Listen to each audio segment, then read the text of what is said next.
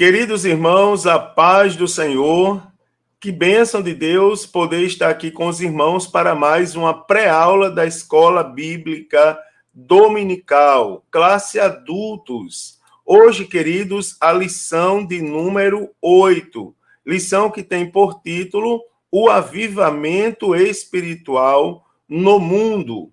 Meus amados irmãos, o texto áureo para essa lição está no livro do profeta Ezequiel, capítulo 47, versículo de número 5, onde diz assim: E mediu mais 1000, e era um ribeiro, que eu não podia atravessar, porque as águas eram profundas, águas que se deviam passar a nado, ribeiro pelo qual não se podia passar.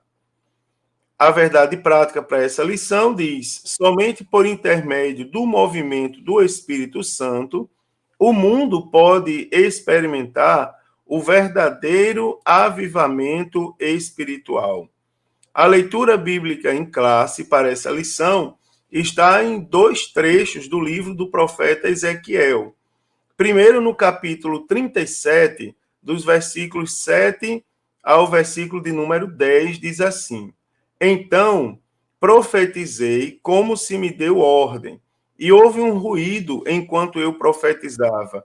E eis que se fez um rebuliço, e os ossos se juntaram, cada osso ao seu osso.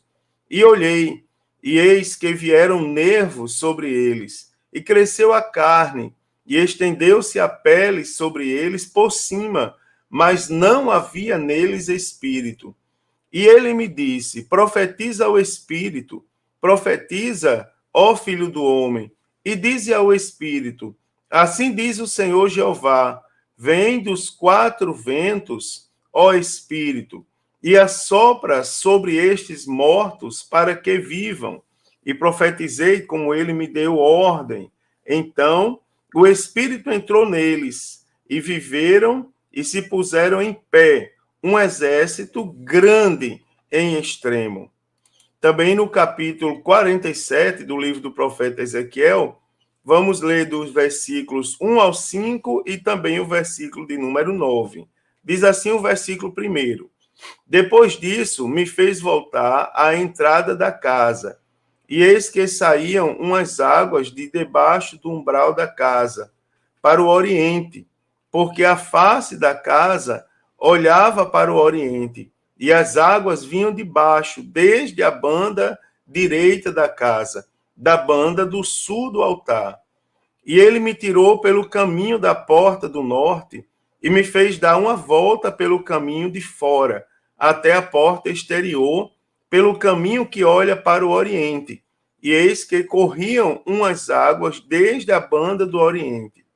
Saiu aquele homem para o oriente, tendo na mão um cordel de medir, e mediu 1000 côvados, e me fez passar pelas águas, águas que me davam pelos tornozelos.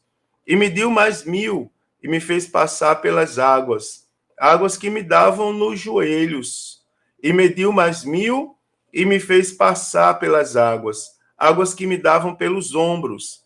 E mediu mais 1000, e era um ribeiro que eu não podia atravessar, porque as águas eram profundas, águas que se deviam passar a nado, pelo ribeiro pelo qual não se podia passar.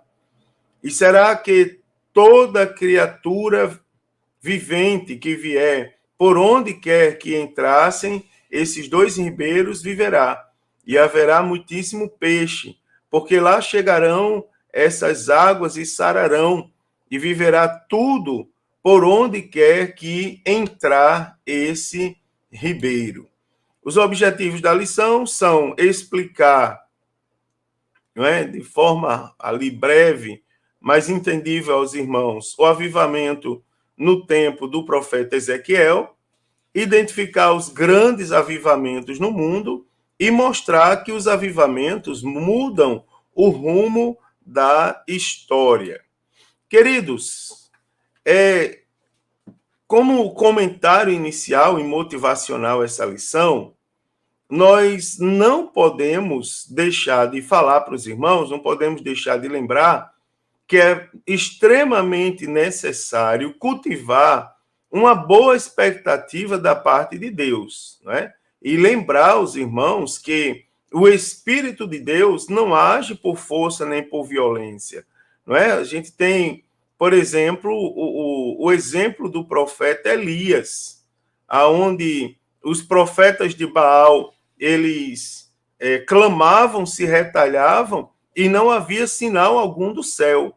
Não é? É interessante lembrar que, embora nós, pentecostais, e eu sou pastor pentecostal, sou pastor da Assembleia de Deus, batizado no Espírito Santo, com a evidência inicial do falar em outras línguas, conforme Atos capítulo 2. E eu sei que, às vezes, nós elevamos a nossa voz, deixamos a voz mais forte, né? mais alta mesmo, né? Na hora das nossas pregações, ou quando sentimos uma forte emoção e glorificamos a Deus. Mas nós sabemos que isso é consequência, não motivação. Né? O Espírito Santo de Deus não age por força nem por violência. Não é o volume da minha voz que vai atrair mais o Espírito Santo ou menos. Não é? Nem a força das minhas atitudes, tá certo? Agora, é preciso reconhecer que Deus ainda tem levantado talentos na sua obra. Nos dias de hoje, irmãos, ainda tem pessoas que levam Jesus muito a sério. E como ainda tem pessoas nesse sentido, o Espírito Santo de Deus, ele tem soprado nessas pessoas que amam ao Senhor e zelam pela proclamação do Evangelho. Né, irmãos? A proclamação do Evangelho, o plano da salvação. Aqui cabe lembrar, abrindo um certo parêntese na nossa lição, que alguns irmãos não compreenderam ainda o que é pregar o Evangelho. Certa vez, em uma das nossas classes de escola bíblica dominical, um irmão falou que a perseguição contra o Evangelho está muito forte. Eu disse, eu concordo com você. Daí ele disse assim, porque eu ia passando no lugar e tinha uns irmãos falando lá contra o adultério, contra, né, os movimentos aí do mundo e tal, e muita gente estava reprovando o que eles estavam falando, e eu estava vendo a hora indo bater nele, as pessoas indo bater nele. Eu disse, rapaz, ele realmente está suscitando a ira, e ele tem que ter cuidado no que ele fala, porque proclamar o evangelho é anunciar as boas novas de salvação, né? A gente denuncia o pecado, mas a gente não está na rua para, né, para afrontar as pessoas assim. Por exemplo, assuntos como adultério e determinados tipos de movimento, os pastores da igreja tratam, por exemplo, nos cultos de doutrina, ensinando, de acordo com a Bíblia, a igreja a maneira correta de proceder. Nas ruas, quando estamos pregando o evangelho, a gente fala acerca de Jesus. Não é? O mundo estava perdido, caminhando para a morte, porque o salário do pecado era a morte. Agora, Deus amou o mundo de tal maneira que deu seu Filho unigênito para que todo aquele que nele crê não pereça, mas tenha a vida eterna. É pregar o plano da salvação. Mas voltando ao avivamento, Jesus ainda levanta pessoas, talentos, e o Espírito tem soprado nessas pessoas que zelam pela seriedade da proclamação do Evangelho, não é? Indiscutivelmente, a gente pode falar, irmãos, que é a vontade de Deus que o seu povo seja avivado, tá certo? É a vontade de Deus, essa é a vontade de Deus. Então, que Deus fez no tempo do profeta Ezequiel, ele ainda pode fazer atualmente, porque Deus não muda, não é, irmãos? O Deus da Bíblia é o mesmo Deus da Bíblia, ele não muda, quem muda somos nós. Se nós formos analisar a história, e essa lição ela é um pouco histórica, não é? Porque ela fala do avivamento espiritual no mundo, e aí a gente vai ver algumas coisas, alguns tópicos sobre o avivamento espiritual no mundo. Então, Deus produziu avivamentos em várias partes do mundo, não é? Notoriamente, nos séculos 18 e 19, tá certo? No século 20, também nós contemplamos um grande avivamento por intermédio do movimento pentecostal, tá certo? Nós cremos, nós assembleanos cremos que antes da vinda de Jesus para arrebatar a sua igreja, Deus pode despertar um grande avivamento espiritual, tá certo? Isso aí é algo que tem base bíblica, não é? Então, nessa lição, a leitura que fizemos nos capítulos 37 e 47 do livro do profeta Ezequiel, a partir dessa leitura, vamos estudar os avivamentos espirituais que ocorreram no mundo. Não é? Veremos aqui, eu quero mostrar para os irmãos, uma breve história dos avivamentos espirituais mundiais da igreja, tá certo? Vamos observar a chegada do avivamento pentecostal moderno. E também eu quero mostrar para os irmãos algumas características do verdadeiro avivamento, para nós não sermos confundidos e identificarmos o que de fato é avivamento e o que não é avivamento da parte de Deus. Então, para começar, no tempo do profeta Ezequiel, falar um pouco do avivamento nessa época. O que tínhamos era um estado de calamidade e, consequentemente, a restauração de Israel.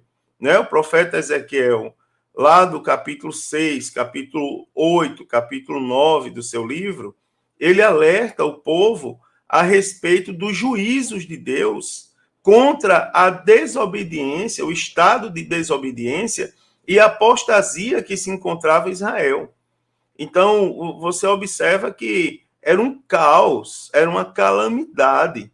Então, diante dessa grande calamidade espiritual, Deus tem misericórdia, tá certo? Deus é Deus de misericórdia.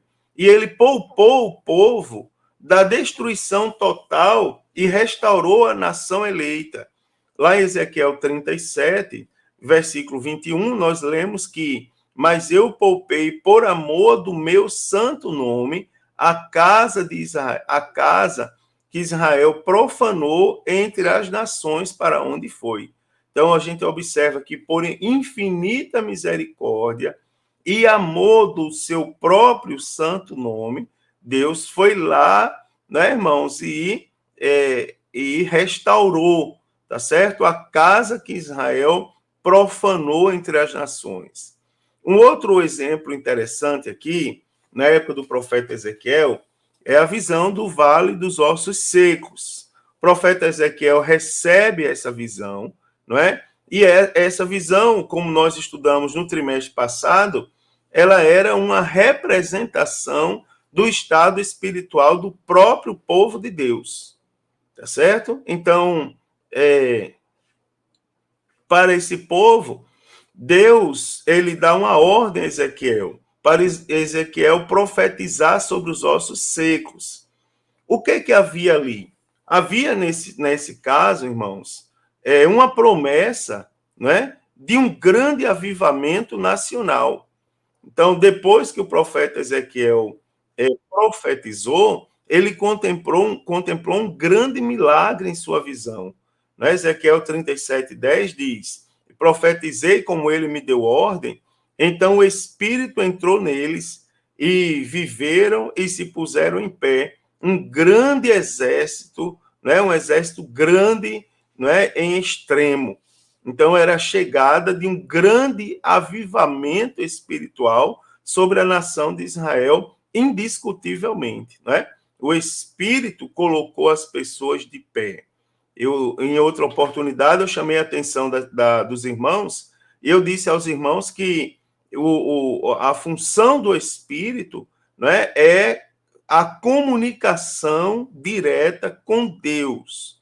E é interessante isso daí, porque o que é que nós temos na comunicação com Deus?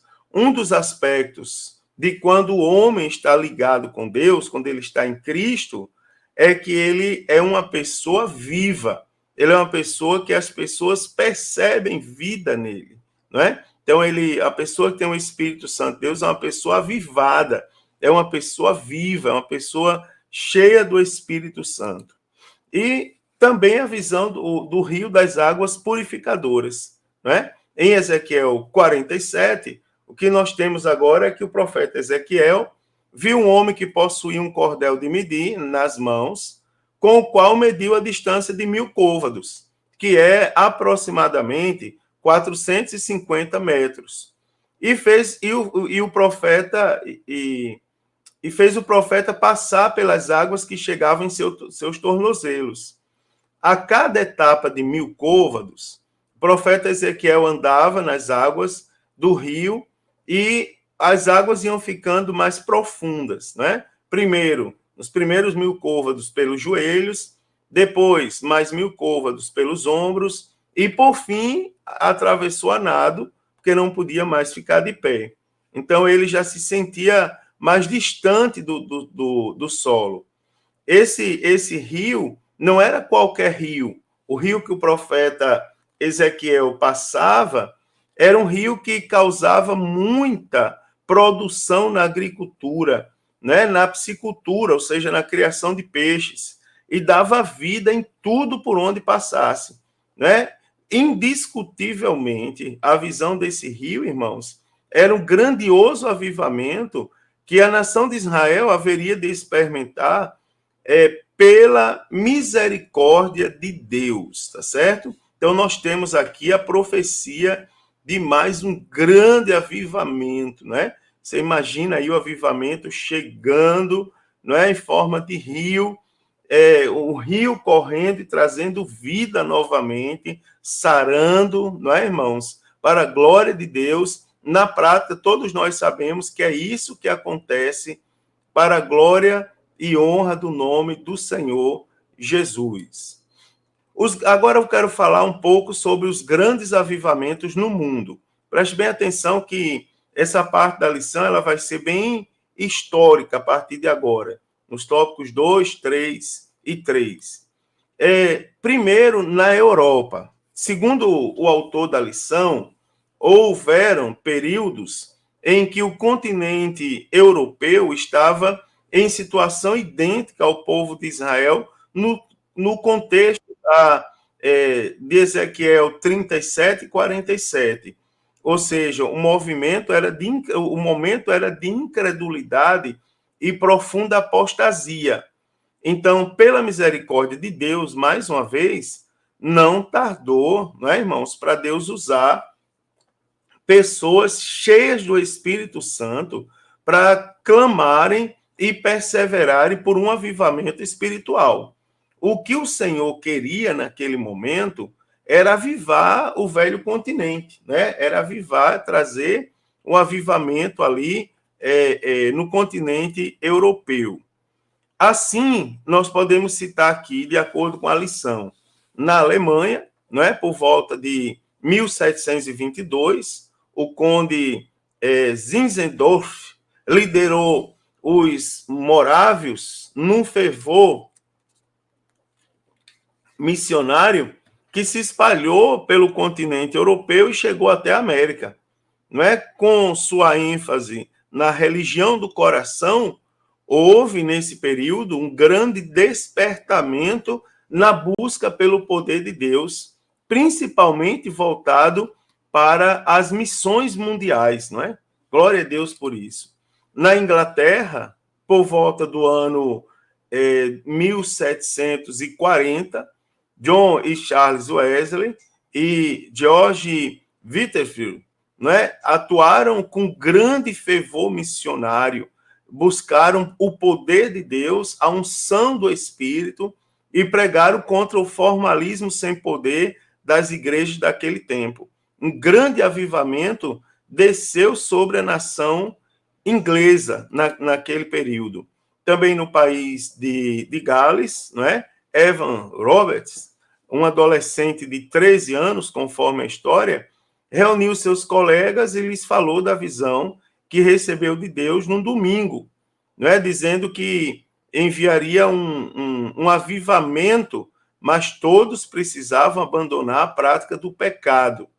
Então, o impacto naquela época foi tão grande, o impacto daquela visão, que por volta de 1904, 1905, o avivamento começou a se espalhar pela cidade, não é? Pelo país, e alcançou com isso vários países do mundo. Nós temos também nos Estados Unidos, não é? Deus também queria avivar os Estados Unidos da América, e por isso houve vários avivamentos na grande nação americana. Então, Charles Granville Finney foi usado por Deus para um grande despertamento espiritual, que teve influência de Campbell Morgan, né? Do movimento da vida profunda, que pregava um viver pleno na presença de Deus contra uma vida morna que dominava muitas igrejas evangélicas daquele tempo. E também falar um pouco das raízes do avivamento pentecostal, né? No ano de 1900, Charles Farman, né, obreiro leigo e pregador itinerante, ele resolveu fundar o chamado Movimento da Fé Apostólica. Então, com o propósito de preparar obreiros leigos para evangelizar, fundou o Instituto Bíblico Bethel College, né, na cidade de Topeka, no Kansas, nos Estados Unidos da América. Os alunos estudaram Atos 2 e, a partir desse estudo, foram batizados no Espírito Santo. Então, nesse momento, marca o cumprimento da promessa do livro dos Atos, capítulo 2, na vida daqueles estudantes. Então, em 1901, em Houston, no Texas, um pastor negro, né, filho de escravos da Louisiana, William Joseph Seymour, pertencente a um grupo Santidade, né, foi atraído pelo movimento da fé apostólica. Ali, o pastor Seymour foi batizado no Espírito Santo, com a evidência do falar em outras línguas, sendo esse ano de 1901 considerado o ano inicial do movimento pentecostal moderno, embora nós saibamos que o movimento pentecostal não começou nos Estados Unidos, tá certo? Nós temos notícias de avivamentos históricos na Europa, na Ásia e até mesmo na África, tá certo? Antes do movimento pentecostal norte-americano, com a ressalva de que o movimento pentecostal moderno, ele se tornou notório, né, com a experiência pentecostal que ocorreu nos Estados Unidos. Então, em 1906, o pastor Seymour se transferiu para a Califórnia e ali começou a pregar a mensagem pentecostal na sua própria casa, tá certo? As reuniões, segundo os historiadores, atraíam tantas pessoas que o prédio não comportava todos. Então, o pastor Seymour descobriu um salão retangular que estava abandonado na Rua Azusa, número 312, em Los Angeles, aonde ele funda, né, a missão da fé apostólica. Então, ali é o marco histórico, não é, do denominado avivamento pentecostal do século XX, não é? Que, como eu disse, a partir dali se tornou mais notório. E com a notoriedade a mais, ele impacta o mundo inteiro, né, através dos seus efeitos. Então, eu quero aqui no ponto 3 trazer para os irmãos um breve histórico dos avivamentos espirituais mundiais na igreja, tá certo? Em complemento ali ao que foi falado no tópico 2. Então, o escritor, nós temos como fonte o escritor Emílio Conde, no livro O Testemunho dos Séculos, onde ele relata vários movimentos de avivamento espiritual ao longo dos séculos em vários países. Países como França, Alemanha, Holanda, nas Ilhas Britânicas, na Suécia, na Noruega, na Dinamarca, na América do Norte, na China, na Índia, na África e Chile. Já o pastor Antônio Gilberto, né, no livro Verdades Pentecostais, ele elenca na história uma série de testemunhos de personagens e grupos protestantes que atestaram a experiência do avivamento espiritual em seus dias. Então, vamos ver um pouco sobre esses movimentos de forma individual. Primeiro, os avivamentos espirituais no período da igreja primitiva. Então, nós temos o avivamento na época de Justino, tá certo? Aproximadamente do ano 100 ao ano 165 depois de Cristo. Então, Justino, em seus escritos, ele mencionou os dons espirituais em evidência nos seus dias, inclusive o dom de falar em línguas estranhas, não é? Pelo Espírito Santo. Também Montano, não é? De 120 a 200 depois de Cristo, ele relata que, apesar das oposições levantadas, o movimento teve sanção divina, não é? Pois sobre muitos foi derramado o Espírito Santo e falavam em línguas, de acordo com o testemunho de Tertuliano. Então, esse movimento foi realmente um Pentecostes. Também nós temos o período de Irineu, tá certo? Do ano 130 ao ano 200, também, contemporâneo de Montano ali, praticamente, e de Justino. Irineu, bispo de Lyon, na Gália, que foi discípulo de Policarpo, bispo de Esmirna, que, por sua vez, fora discípulo de João Apóstolo. Então, ele declarou que, no seu tempo, muitos cristãos falavam línguas estranhas pelo Espírito Santo e tinham dons, inclusive, o de profecias.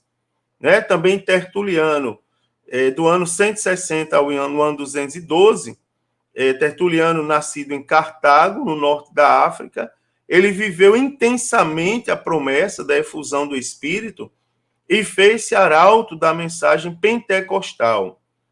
Testemunha ele que entre os cristãos daquela época não eram poucos os que falavam línguas, interpretavam-nas e profetizavam. Também Orígenes, né, do ano 185 a 254, ele afirma que os dons espirituais, inclusive o de línguas, eram um fato notório nos seus dias. Então, nós temos aqui uma contrariedade ao argumento da cessacionista, né? Aquele argumento que diz que os dons e o batismo no Espírito Santo cessou com o período apostólico. Então, nós temos aqui um período posterior ao período apostólico, que é o período da igreja primitiva. E nós temos relatos de historiadores daquela época, não é? Mostrando o movimento pentecostal, o derramamento do Espírito Santo sobre aquelas pessoas. Interessante isso. Eu vou abrir um parêntese aqui, porque só para os irmãos entenderem a importância disso aqui, eu sou natural de Natal, no Rio Grande do Norte, e certa vez eu estava participando de um grupo que estudava o movimento pentecostal no estado do Rio Grande do Norte. E nós temos, né, irmãos, relatos de historiadores que nem são crentes, nem eram crentes. Nesse caso aqui nós temos bispos, homens de Deus, que falaram e testificaram acerca do derramamento do Espírito Santo, mas naquela ocasião nós tínhamos autores que nem eram crentes, como, por exemplo, Luiz da Câmara Cascudo. Ele relata em um dos seus livros, que inclusive eu tenho ali, ele relata que por volta do ano de 1915, 1916, até antes, 1912, ele relata de pessoas que chegaram no cais do Porto de Natal, vindos do norte, não é? E essas pessoas chegavam trazendo consigo uma seita, aonde os homens berravam como bodes e as mulheres gritavam feito galinhas. Ou seja, falando coisas que as pessoas não entendiam e se diziam cheios do Espírito Santo de Deus. Ou seja, um autor que não é crente, um historiador da época, relatando a chegada de pessoas batizadas no Espírito Santo lá em Natal, vindos do norte. Então, isso é interessante, porque isso nos dá nos situa historicamente aonde começaram a chegar as primeiras pessoas batizadas no Espírito Santo. Então, nós estamos vendo aqui, por exemplo, voltando para a lição, que no período da igreja primitiva, né, no período da igreja primitiva, ou seja, posterior à época apostólica, houve registros, relatos de homens sérios, não é? Que, se formos analisar a vida, nós vamos encontrar a seriedade com que tratavam as escrituras sagradas, do que aconteceu, tá certo? Do que aconteceu naquele período. Também no período da igreja medieval, nós temos aí um período posterior, né? Nós temos Crisóstomo, patriarca de Constantinopla, que relata um caso em que 3 membros da sua igreja falaram pelo Espírito Santo em persa, latim e hindu, não é? Crisóstomo no ano 347 a 407 depois de Cristo, né? Depois dele nós temos o bispo Agostinho, né, de Hipona, que deu testemunho de que línguas estranhas estavam em evidência no seu tempo. Você observa já entre os anos de 354 e 430 depois de Cristo, não é? Abre aspas, quando se diz, fazemos ainda o que os apóstolos realizavam quando impuseram as mãos sobre os samaritanos e rogaram o batismo com o Espírito Santo. Esperamos que os convertidos falem novas línguas. Então, você tem aqui já na época medieval, na época da igreja medieval. Também os valdenses e os albigenses, né? Já entre os anos de 1140 e 1208. Tá? Então, os historiadores afirmam que entre eles haviam manifestações espirituais em línguas estranhas, segundo o Novo Testamento, conforme registra o pastor Antônio Gilberto, maior teólogo pentecostal, né, tido como o maior teólogo pentecostal nacional, tá certo? Já de saudosa memória, saudosíssima memória, por sinal. Também os avivamentos espirituais na época da igreja da Reforma Protestante. Então, nós temos aqui na época dos reformadores, já no ano de 1483 a 1546.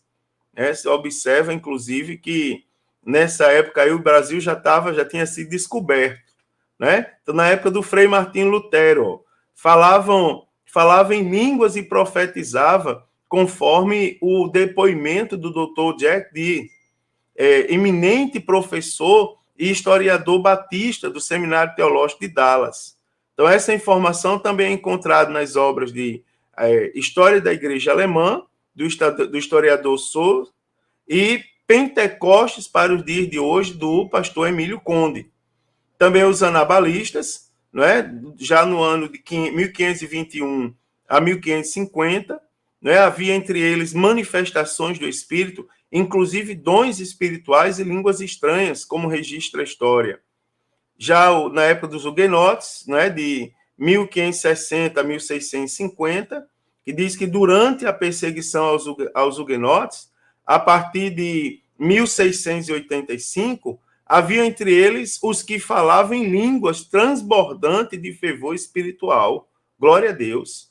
Né? Também os quakers, né, 1647 a 1650, e os shakers, né, em 1774 a 1771. Então, eram cristãos organizados em grupos distintos no Nordeste da América do Norte, dos Quakers, né, os tremendores, e os Shakers, os puladores.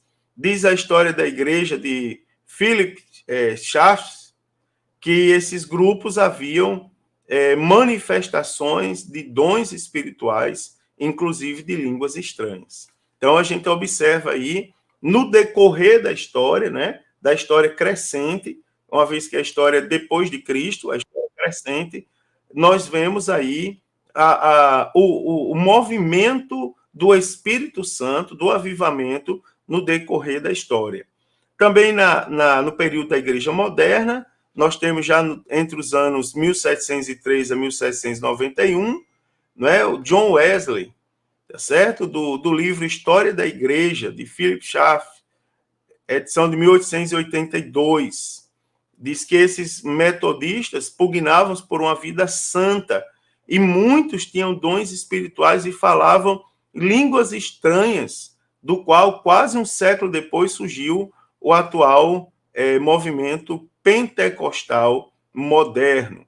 Então, nós temos Charles Granville Finney, né, que foi inicialmente ministro presbiteriano, depois se tornou congregacional, né, ele foi batizado no Espírito Santo, como ele mesmo relata, e tornou-se um poderoso evangelista, que a partir do século XIX, nos Estados Unidos, contribuiu muito para o despertamento da igreja. Edward Irving, né, testemunhou, entre outros fatos, que em 1831, uma irmã solteira por nome de Hall, cheia do Espírito Santo, falou em línguas estranhas num culto de oração. Então, a igreja presbiteriana forçou o pastor Irving a renunciar ao seu pastorado por causa desse avivamento. Nós temos aí, já no ano de 1837 a 1899, né, Dix Lyman Moody, né, o pastor Moody, poderoso evangelista, né, e avivalista norte-americano. Era batista e pregava a plenitude do Espírito Santo e uma vida cristã cheia de poder do alto.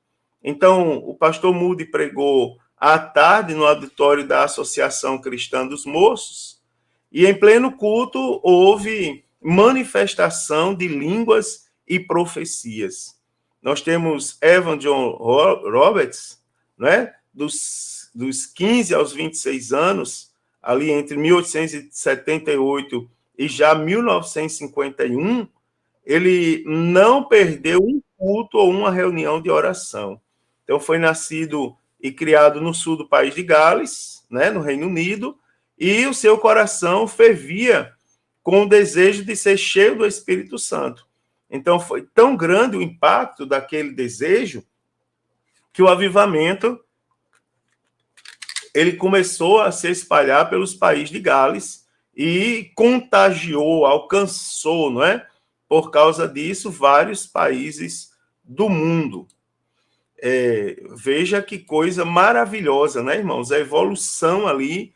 Veja, mais uma vez eu vou comentar que no decorrer da história, como Deus foi derramando o seu Espírito Santo por meio de pessoas fiéis. E eu quero relatar aos irmãos um detalhe, que isso é o que foi registrado por homens de Deus que se preocuparam em registrar, tiveram a orientação, a inspiração do Espírito Santo para registrar e deixar registrado para a gente no decorrer da história.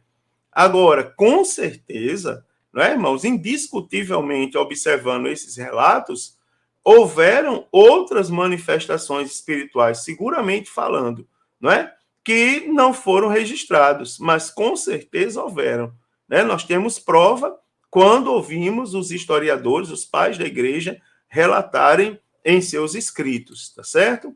Então, chega então o avivamento pentecostal clássico. Então, eu quero mostrar para os irmãos alguns dos principais nomes do avivamento espiritual a partir do século XX. Então, o que é que nós temos? Charles Fox Parham, tá certo? Que foi o fundador do Instituto Bíblico Bethel, que eu já citei aqui, na cidade de Topeka, no estado do Kansas, na região central dos Estados Unidos, de onde saíram dezenas de missionários do mundo a partir do estudo que eles fizeram, notoriamente, a partir do estudo que foi feito lá no Instituto Bethel, né, Instituto Bíblico Bethel, de Atos, capítulo de número 2. Então, Charles Parham, ele funda o movimento eclesiástico intitulado de Fé Apostólica, o movimento da fé apostólica, de onde surgiu o movimento, o moderno, né, movimento pentecostal, notoriamente a partir do pastor William Seymour. Então, o pastor Charles Parham, ele defendia a ideia de que os missionários não precisavam estudar nenhum idioma estrangeiro, uma vez que estariam miraculosamente, né, capacitados a pregar em línguas em qualquer lugar do mundo por causa do batismo com o Espírito Santo. Isso aqui eu quero frisar para os irmãos entenderem a maneira profunda como a experiência pentecostal é tratada na época do pastor Parma. Né? Você observa como o movimento pentecostal era levado a sério, a ponto dele falar que os missionários, isso aqui, ó, nós não estamos falando de nenhum aventureiro, nós estamos falando do fundador do Instituto Bíblico Betel, nós estamos falando de um estudioso da palavra de Deus. Agora, por estudar a palavra de Deus, por estudar Atos capítulo 2, ele chega a dizer que os missionários não precisavam estudar idioma estrangeiro, porque caso precisassem, o Espírito Santo capacitaria através do batismo do Espírito Santo. Isso aqui é é uma coisa preciosa, essa informação. Tá certo? Também Agnes Nevada Osman, né, uma aluna do Instituto Betel, fundado pelo pastor Parma, ele pediu que ele impusesse as mãos para que ela recebesse o batismo, né, o Espírito Santo, a fim dela ser missionária no exterior. O que aconteceu? Ela recebeu o batismo no Espírito Santo e começou a falar em outras línguas. Né? Ela começou a falar o idioma chinês e se tornou missionária nesse país. Né? Eu quero, mais uma vez, abrir um parêntese para dizer que na minha igreja tem um pastor, eu tenho um pastor na minha igreja, né, que ele foi batizado no Espírito Santo e quando ele foi batizado no Espírito Santo, Deus usou ele em japonês, na língua, no idioma lá japonês. E, irmãos, um japonês que tinha no culto aceitou Jesus como Senhor e Salvador, pois entendeu falar das maravilhas de Deus. Só para os irmãos verem que isso acontece ainda hoje.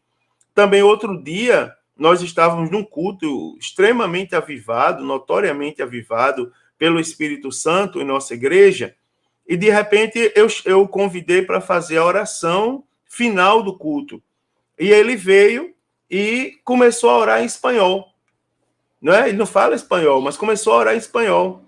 E com uns 2 dias, eu recebi uma ligação de uma irmã nossa de origem venezuelana, e ela disse assim: pastor, naquele dia estavam no culto minha irmã e minha mãe, que não eram crentes até então, e estavam incomodadas no culto porque elas não entendiam boa parte das coisas que se falou no culto, até que aquele pastor falou no final do culto em espanhol, e aquela fala dele ali, tanto antes da oração como durante a oração em espanhol, tocou tanto o coração da minha irmã e da minha mãe que as duas querem ser crentes a partir de agora. Não é? Glória a Deus por isso. Então, só para testificar aqui para os irmãos que isso acontece ainda nos dias de hoje.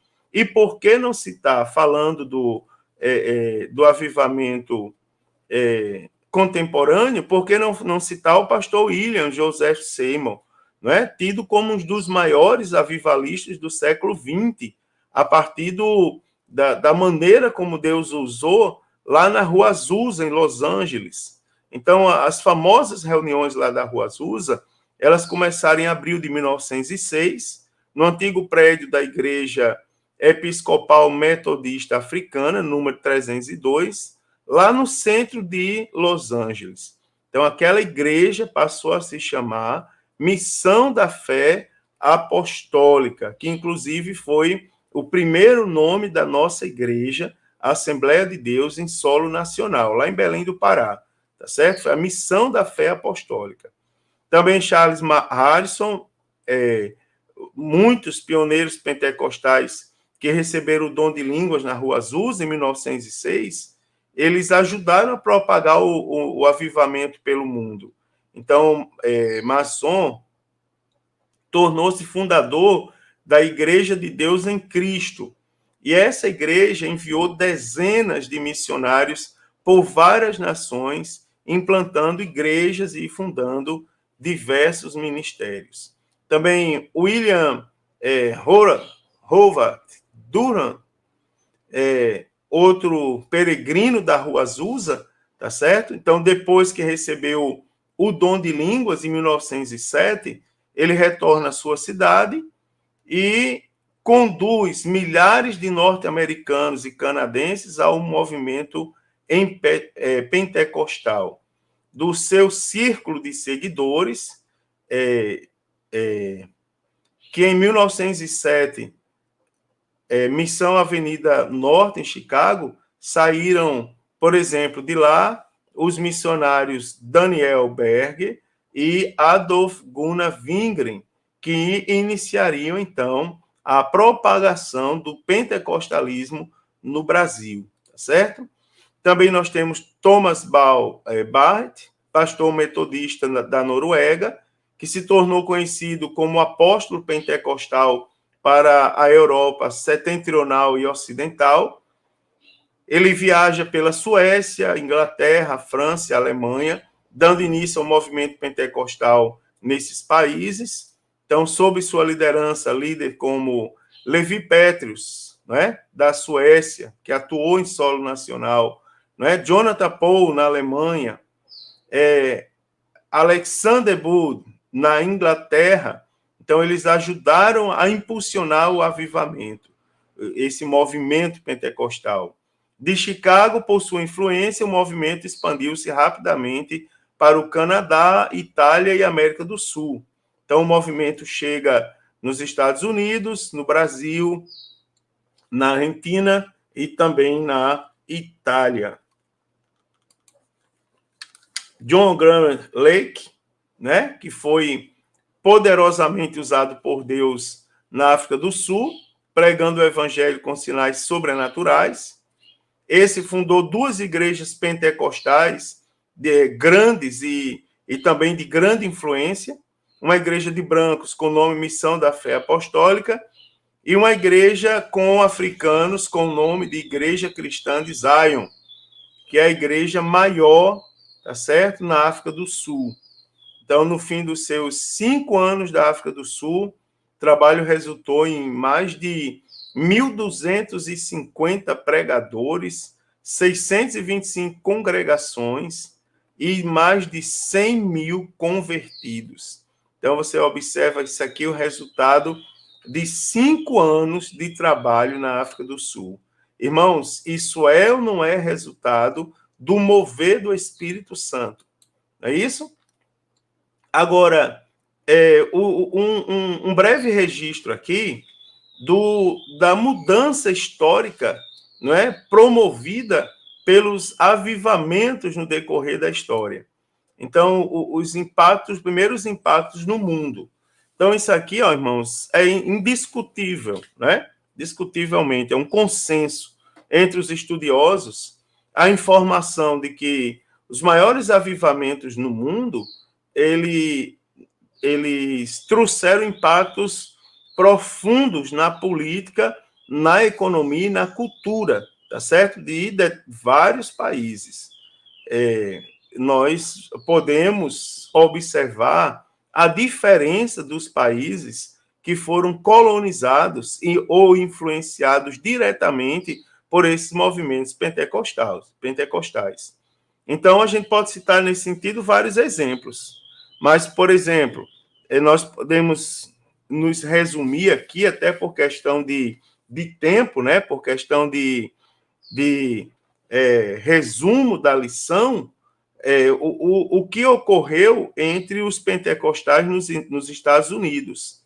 Então, você observa que num contexto trágico, né, ou da tragédia do racismo nos Estados Unidos, mesmo entre igrejas históricas, foi possível contemplar vítimas de séculos de conflitos raciais, não é? Cultuando ao Senhor, falando em línguas estranhas e se alegrando no Espírito Santo. Então, somente um verdadeiro movimento espiritual, pentecostal, remove o pecado da divisão, né, irmão, de qualquer espécie. Então, a geração depois dos avivamentos também é consenso entre os estudiosos que em várias partes do mundo os avivamentos eles provocaram mudanças nas igrejas, que infelizmente na maioria delas não perdurou, né? Então, em muitos lugares, infelizmente, né, para nossa infelicidade, a chama se apagou.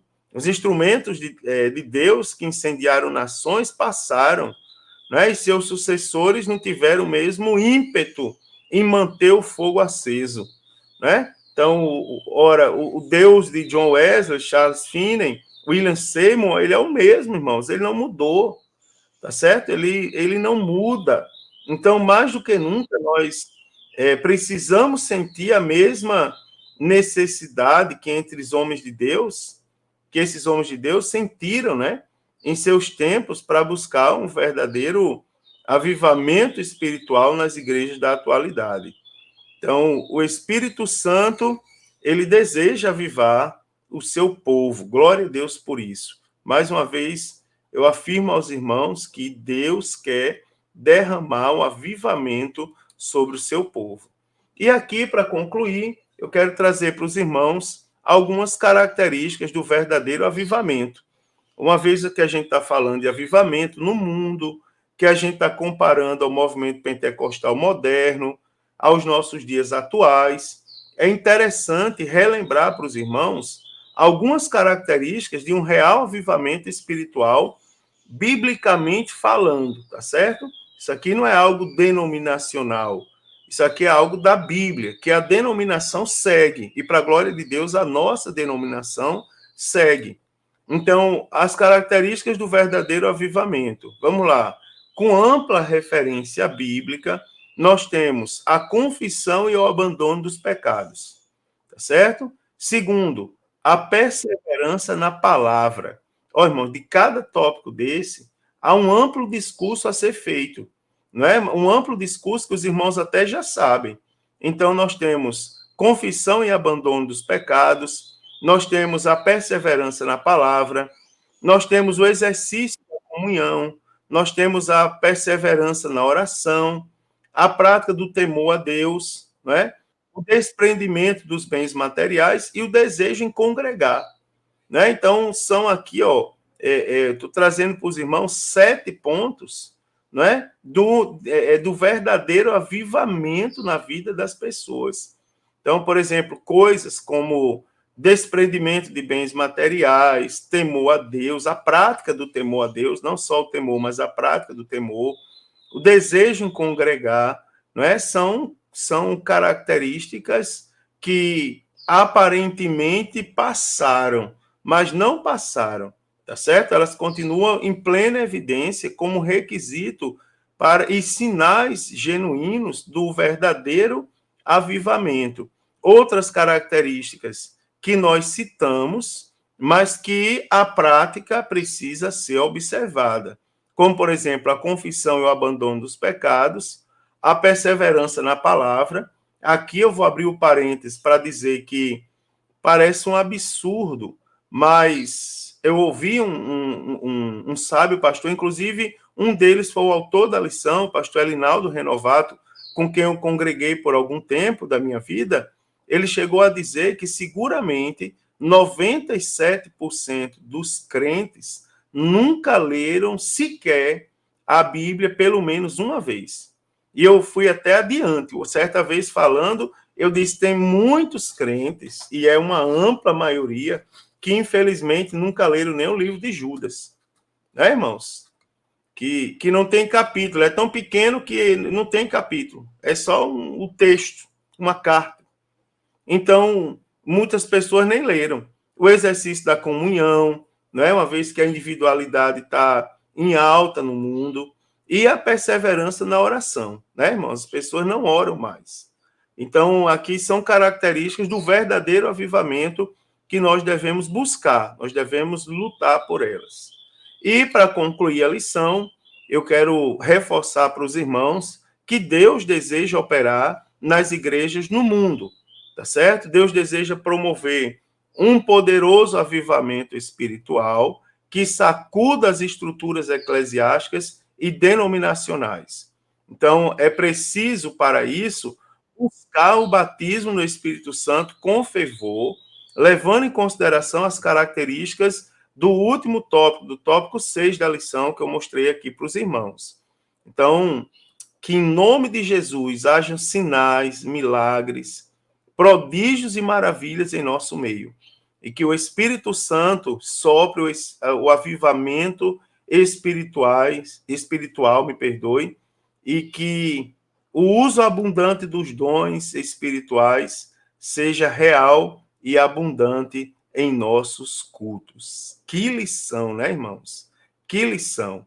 Que lição a todos nós. Que contexto maravilhoso que nós temos para estudar essa semana. Irmãos, que lição maravilhosa. Você não pode ficar só nessa lição. Convide outras pessoas. Convide pessoas crentes que não vão à escola bíblica dominical e convide também pessoas não crentes para elas entenderem o segredo de Deus que há na sua igreja, né? O que é o avivamento, o derramamento do Espírito Santo. Então, convidem, também anote suas dúvidas, procure mais subsídios e faça anotações e leve, compartilhe com o professor durante a aula. Irmãos, eu desejo uma excelente aula a todos, porque a lição é excelente. Forte abraço a todos. Se Jesus não voltar, a próxima semana eu estarei aqui comentando a lição de número 9. Paz do Senhor, queridos. Que Deus abençoe mais cada um dos irmãos.